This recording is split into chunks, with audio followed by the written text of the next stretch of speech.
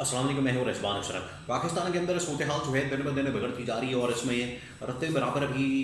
Improvement नहीं आ रही, बेहतरी नहीं आ रही। वो चाहे सियासी सूरत हाल हो, मुआशी सूरत हाल हो, और अब तो जो सिक्योरिटी सूरत हाल है उसके अंदर भी तेज़ी के साथ जवाल आ रहे और सिचुएशन जो है दिन ब दिन बिगड़ती जा रही है। और जहाँ तक बात है पाकिस्तान के अंदर सियासी क़यादत की, तो सियासी क़यादत जो है वो तो अपने यहाँ पर गुलछड़ों के अंदर मसरूफ़ है और अपने ही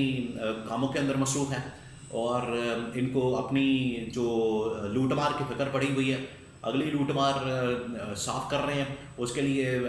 प्लानिंग कर रहे हैं, पिछली लूट मार को माफ़ करवा रहे हैं। तो इनको ज़रा भी इस बात की फ़िक्र नहीं कि पाकिस्तान के ऊपर क्या बीत रही है, पाकिस्तान के साथ क्या हो रहा है, पाकिस्तान इस वक्त किस सूरत हाल से दो चार है, पाकिस्तान इस वक्त किस नहज के ऊपर पहुँच चुका है, इनको ज़रा भी अंदाज़ा नहीं है। और ये दुनिया की पास्ट की मिसालें, दुनिया की मिसालें आप यहाँ पर दे सकते हैं, किस तरह से रोम जला था और वहाँ पर जो है हुक्मरान, उस वक्त का जो हुक्मरान वक्त था वो मज़े लूट रहा था, उसको कोई फ़िक्र नहीं थी, उसको कोई पता नहीं था कि अवाम में क्या हो रही है। इसी तरह से जब फ्रांस के अंदर इनकलाब आ रहा था तो हुक्मरान जो है अवाम को मशवरे देते थे कि आप डबल रोटी खा लें अगर आपके पास रोटी नहीं है। इसी तरह से बाकी मुल्कों के अंदर भी, और अगर आप ये मुगलिया सल्तनत की बात करें वो भी इसी तरह से अपनी याशियों के अंदर पड़े हुए थे और नीचे से जो है वो तबाही और बर्बादी फैल गई और उनकी सल्तनत का तख्ता उलट दिया गया और यहाँ पर आके अंग्रेज़ों ने अपनी हुकूमत कायम कर ली और अंग्रेज़ों ने आके यहाँ पर कब्ज़ा जमा लिया। इनको अंदाज़ा नहीं हो रहा इस वक्त जो सूरत हाल बन चुकी है पाकिस्तान के अंदर, इस खत्े के अंदर और दुनिया के अंदर कितनी तेज़ी के साथ तब्दीलियाँ रूनमा हो रही हैं। दुनिया जो है टेक्नोलॉजी की तरफ जा रही है, दुनिया जो है वो डिजिटल मीडिया की तरफ जा रही है, दुनिया जो है वो सोशल मीडिया की तरफ जा रही है और ये अपनी धन चक्रों के अंदर पड़े हुए हैं। इनको किसी भी चीज़ की फुर्सत ही नहीं है, इनको इस पाकिस्तान के मामलात की फ़िक्र ही नहीं है, इस मामलात की फ़िक्र फुर्सत ही नहीं है कि इधर भी को काम करना है, ध्यान देना और जो जिम्मेदारी चले जैसे तैसे भी इनके ऊपर पड़ गई जाली तरीके से उसकी जिम्मेदारी पूरी करनी है। इनको रत्ती बराबर भी इस बात की फ़िक्र नहीं है। देखिए, इमरान खान की जो डिमांड्स हैं इस हवाले से बड़ी क्लियर है। इमरान खान की जो डिमांड्स जो है वो इस हवाले से बड़ी कैटेगोरिकली सामने आई हैं कि पाकिस्तान के अंदर दो तीन चीज़ें बड़ी करनी ज़रूरी हैं। एक तो ये कि पाकिस्तान के अंदर स्टेबिलिटी कायम की जाए, पाकिस्तान के अंदर इस्तेहकाम पैदा किया जाए, पाकिस्तान के अंदर जो है वो तमाम के तमाम सियासी जमातों को, लोगों को इकट्ठा किया जाए, यूनाइट किया जाए और यूनिटी इस वक्त की ज़रूरत बन चुका है और ये अभी समझ नहीं पा रहे जो इंटरनेशनल सिचुएशन बन चुकी है। देखिए, सऊदी अरब के अंदर रूस और अमेरिका के दरमियान मुज़ाकरात हो रहे हैं, वहाँ पर यूक्रेन के सदर भी शामिल हैं, इन मुज़ाकरात के अंदर शरीक हैं और वहाँ पर एक पैचअप हो रहा है, वहाँ पर भी जंगबंदी के इम्कानात हैं। आर्मेनिया अज़रबैजान के दरमियान भी जंगबंदी हो गई है तकरीबन 10 साल के बाद, वहाँ पर भी सूरत हाल नॉर्मल हो रही है, अमन अमान की तरफ जा रही है। इसी तरह से ईरान और सऊदी अरब के दरमियान भी दोस्ती हो चुकी है और सऊदी अरब, ईरान और अमेरिका के दरमियान भी डोनाल्ड ट्रंप के साथ भी दोस्ती करवाना चाहता है। तो ये इस वक्त सिचुएशन है। जहाँ तक बात है इस वक्त बलूचिस्तान की बाकी की, पाकिस्तान के अंदर ये जो हालात ख़राब किए गए हैं तो ग्रेट गेम जो है वो ऐसा लगता है कि यहाँ पर शुरू हो चुकी है, बलूचिस्तान के अंदर शुरू हो चुकी है। इसी वजह से आप देखिए कि बलूचिस्तान के अंदर क्योंकि चीन का इस वक्त बहुत ज़्यादा स्टेक है तो चीन को यहाँ से और जितनी इंटरनेशनल ताकतें हैं, जितनी बैनुल-अक़वामी इस्टेब्लिशमेंट की ताकतें हैं वो सारी की सारी चीन का मुकाबला करना चाहती हैं, चीन का काउंटर करना चाहती हैं, चीन का तोड़ निकालना चाहती हैं और बेहतरीन उनके पास जो इस हवाले से बैटल ग्राउंड मिलती है वो बलूचिस्तान मिलती है। क्योंकि चीन की सारी इन्वेस्टमेंट तकरीबन को 50 से 100 अरब डॉलर्स की इन्वेस्टमेंट जहाँ से वो रास्ता बना के तो पूरी दुनिया के साथ ट्रेड करना चाहता है, पूरी दुनिया के साथ वो तिजारत करना चाहता है और वो फिर एक बहुत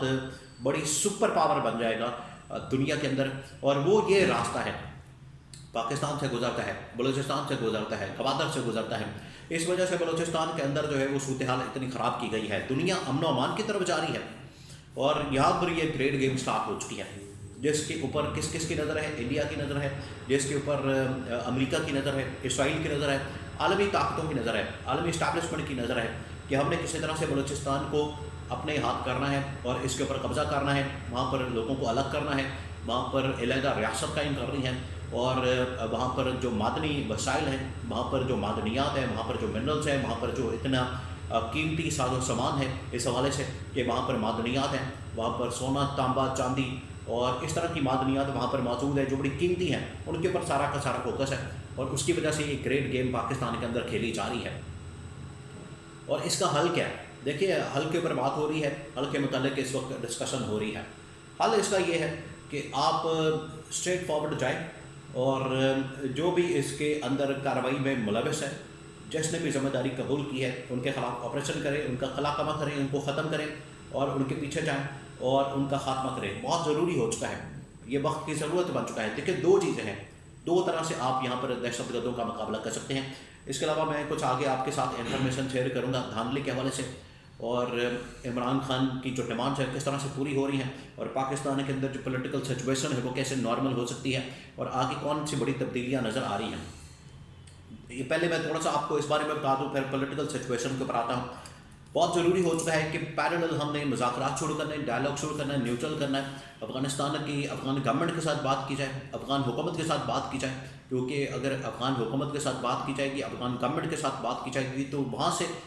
یہ جو آپریٹ کیا جاتا ہے اس کو کنٹرول کیا جائے گا، اس کو روکا جائے گا۔ اور پاکستان کو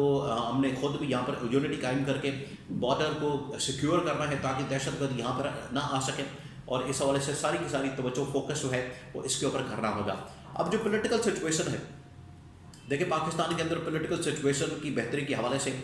کچھ ایک دو دعوے کیے گئے ہیں۔ ایک تو یہ کہ محسن نقوی کے استعفے کی بات ہو رہی ہے، محسن نقوی کی چھٹی کی بات ہو رہی ہے کہ، اور اس میں یہ حقیقت بھی نظر آتی ہے کہ جب یہ DG IHPR کی پریس کانفرنس ہوئی تو اس میں انٹیریئر منسٹر بالکل نہیں نظر آیا۔ یہ جو واقعہ ہوا اس کے اوپر بھی انٹیریئر منسٹر آپ کو نظر نہیں کہیں آیا، حالانکہ وہ ہر جگہ کے اوپر پہنچ جاتا ہے، ہر جگہ کے اوپر نظر آتا ہے، لیکن اس موقع پر بالکل غائب ہے منظر سے۔ تو اس کے پیچھے وجہ، اس کو میسج پہنچ گیا، پتہ چل گیا چھٹی ہونے والی ہے۔ دوسرا یہ کہ وہاں پر جو سرفراز بھٹی CM بلوچستان ہے، انہوں نے یہ ساری پریس بریفنگ کی۔ اور ایک اور اہم ترین معاملہ رجب سیٹھی کی جانب سے انکشاف کیا گیا